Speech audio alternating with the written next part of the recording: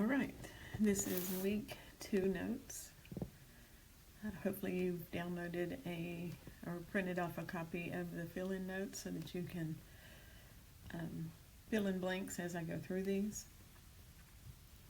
You'll see the lesson 2 objectives here.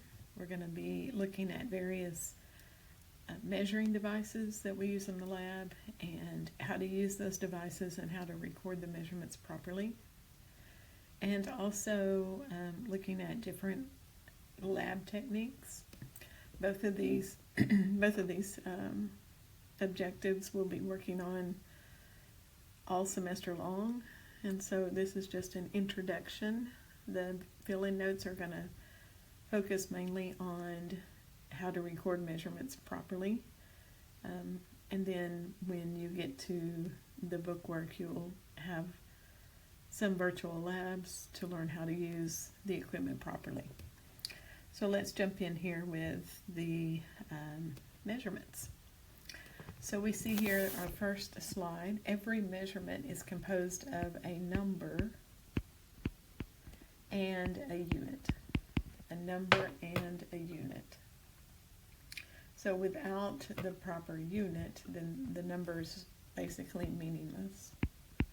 So it's really important that you have units on all of your measurements. There's a couple of examples here talking about the dosage of an aspirin. If a person just recorded the number 325, without a unit on it, then that number really is meaningless. We could be talking about milligrams, we could be talking about pounds, we could be talking about tablets. The unit is really important. So which unit do you think would be the most logical unit for an aspirin dosage? Would it be milligrams or pounds? And so obviously milligrams is the better choice here, and that could be abbreviated a lowercase m, a lowercase g, milligrams. Another example here, it says a fast time for the 100-meter dash, and the number recorded is 10.00. Again, without a unit, it's pretty much meaningless. It's not clear as to what we're talking about. So if this were a fast time, we would know that it would be seconds and not days, and so that can be abbreviated with a lowercase f. So as you see, units are very important. In the metric system, each type of measurement has what's called a base unit.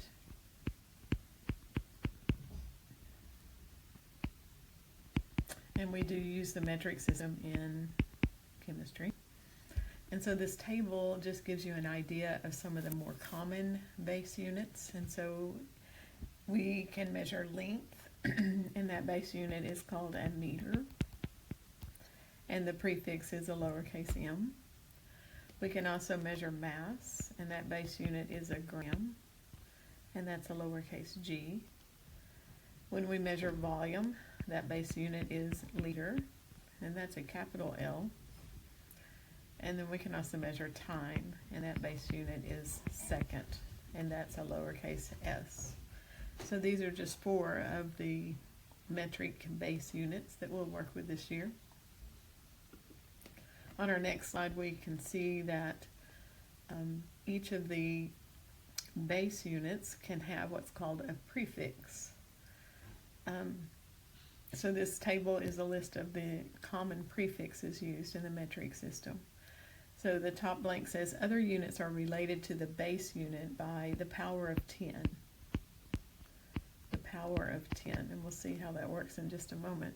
That's one of the reasons why the metric system is so easy, is because everything is based on the number 10.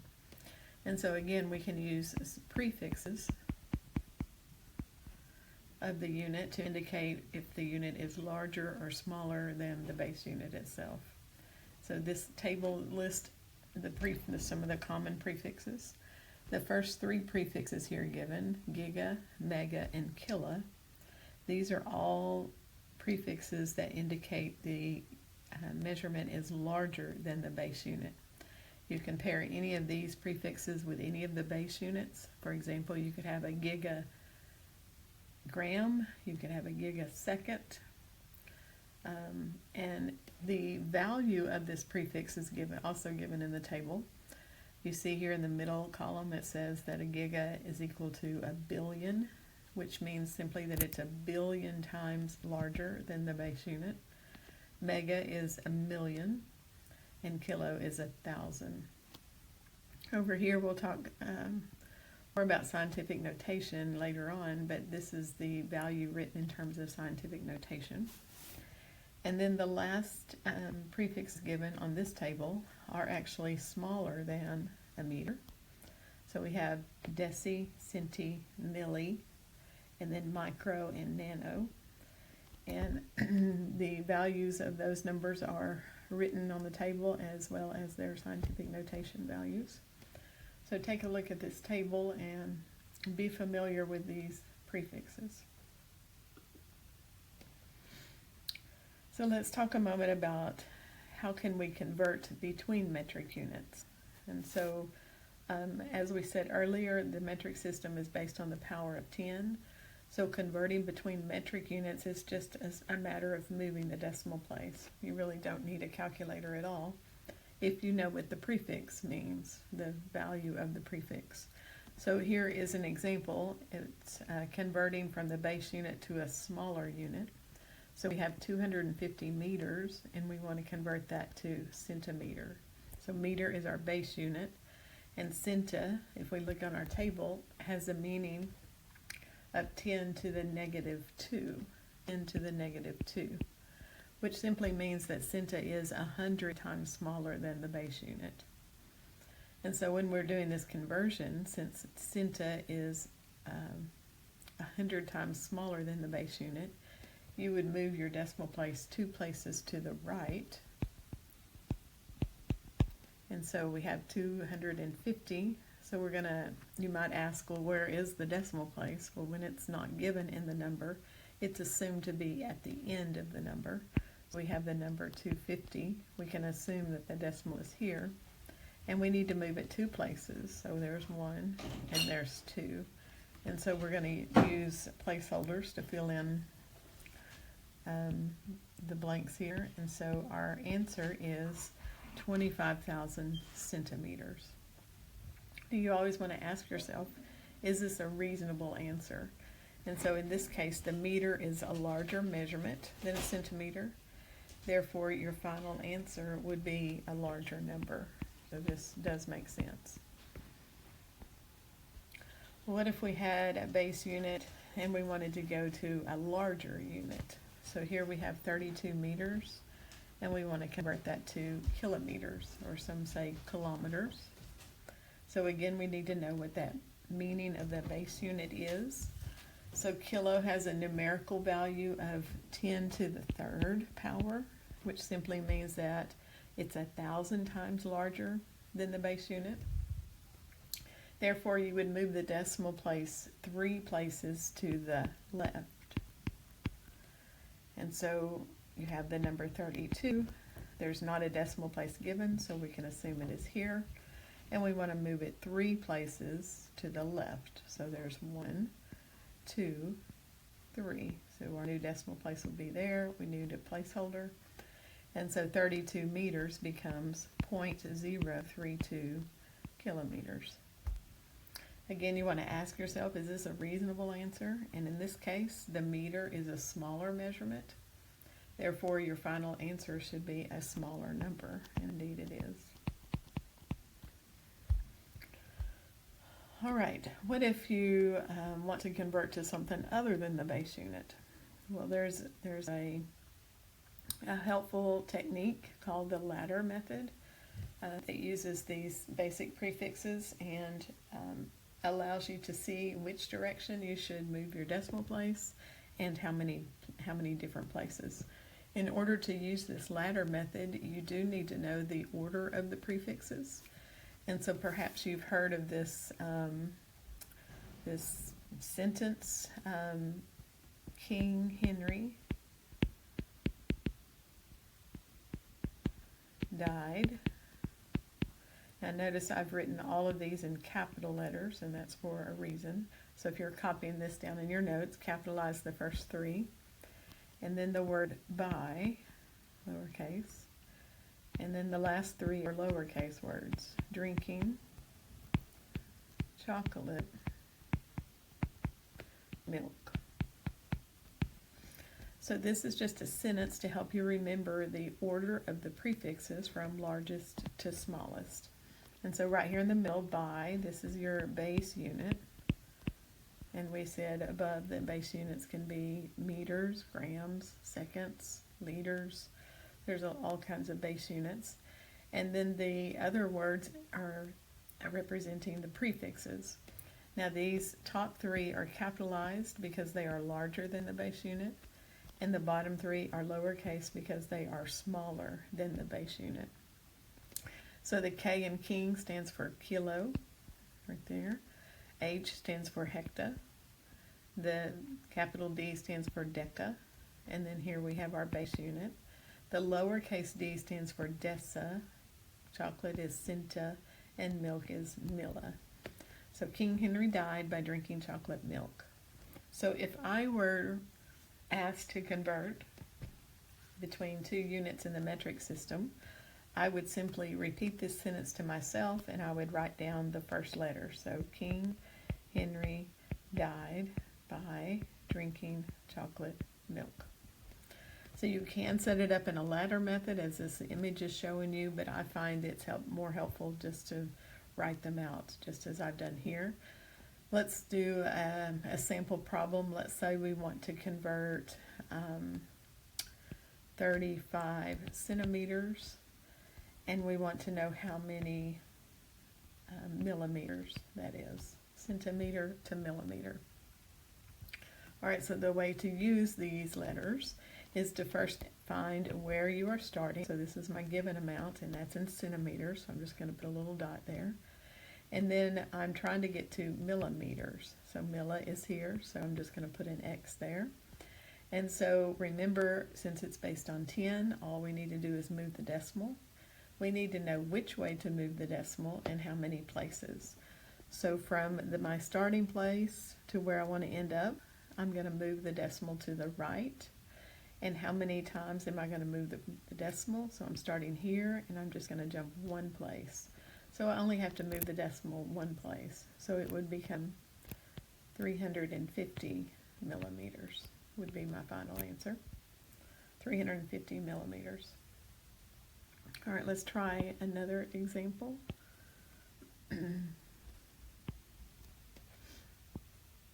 Let's say we wanted to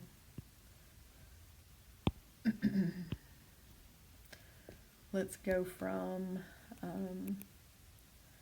0.42 kilometers, and we want to know how many decimeter that is. Okay, so again, I would write down my letters. King Henry died by drinking chocolate milk. And then I want to find out where am I starting. So this is my given amount, and that's in kilometers. So I'm starting here, and I'm trying to get to decimeter, which is the lowercase d. So I want to go all the way to here. So we can already see the direction that I'm going to move my decimal place is to the right. And then we have to count to see how many times to move it. And so I have from here to here is 1, 2, 3, 4. I need to move the decimal place 4 times. So you see my decimal place is here. So let me rewrite my number.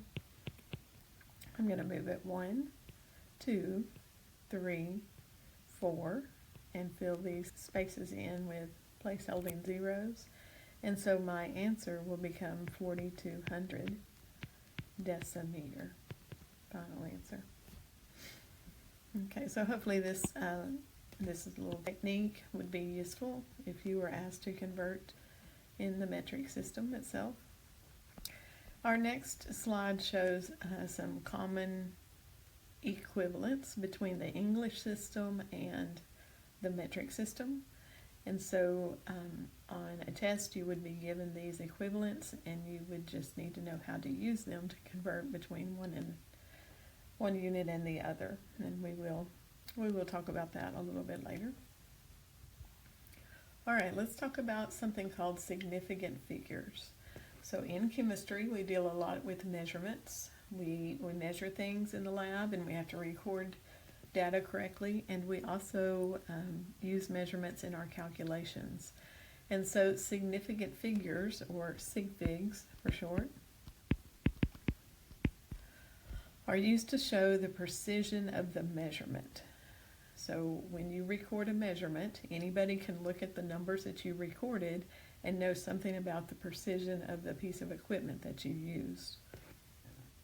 So when recording measurements or calculating with the measurements, you must report to the correct number of sig figs. So let's look to see what that might look like. So when we look at numbers, there's basically two groups of numbers. One is called exact numbers. I refer to these as counting numbers.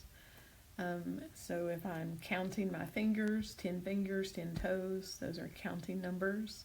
A dozen eggs, things like that. Or another way we can use exact numbers is when we have an equivalent. We know, we just saw how 1 meter is equal to 100 centimeters. So those are exact numbers. And why do we need to recognize these exact numbers? Because they are not considered significant figures. They are not considered significant figures. So when we see these in our problem, we just want to be aware of that. The other type of number, the number that we'll work with more often, are inexact numbers. Inexact numbers. They result from measurements or observations, and they do contain some uncertainty. So, and therefore sig figs are very important. So here are some examples, some measurements taken. And so the top number is a measurement taken using a ruler, 15.3 centimeters. Now you know a ruler is marked off with tick marks, saying that's 1 centimeter. And then we had 2 centimeters. Maybe your ruler has some smaller tick marks as well. Each of those marks represent a value of a number. And so when you are taking a measurement with a ruler, you always want to record exactly what the ruler tells you using the marks on the ruler.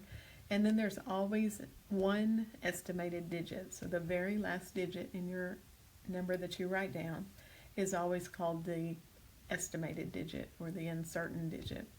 And so in this particular value they've given us, 15.3, the 0.3 was the estimated digit in this case. So what that means is there was not a mark on the ruler for the 0.3. That was a number that had to be estimated by the person taking the measurement. So inexact numbers have a certain amount of uncertainty to them because that one digit was estimated, and so this is why sig figs are so important to show that. So how do you go about determining sig figs? Well, there's some rules to follow. Sig figs, when you're looking at measurements, they include all of the digits in the measured number, including that estimated digit that I just talked about. And so the first rule says that all non-zero digits, so any digit other than a 0, is always counted as significant. So I have two examples here, two measurements, 65.2 grams. These are all non-zero numbers, and so I simply just count how many numbers I have, and there are 3 sig figs. The next measurement, 255.345, again, all non-zero numbers. So I'm simply just counting the number of digits to determine the number of sig figs. So here are the rules for zeros. The other two rules talk about zeros. So a 0 counts as a sig fig when it occurs between two non-zero digits. I'm going to change this from the notes. It says 2 non-zero digits, but I'm going to change that. So if you'll mark that out and say between 2 sig figs. and we'll see why that matters in just a moment. So a zero counts if it is between two sig figs. All right, so let's take a look at these two examples. We have 29.05.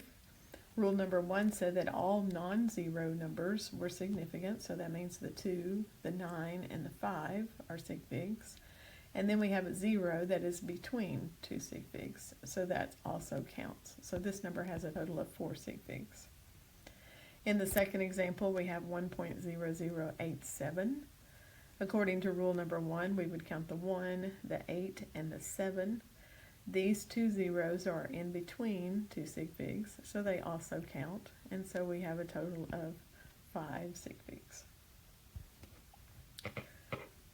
So the second part of the rule says that a 0 counts as a sig fig if it is at the end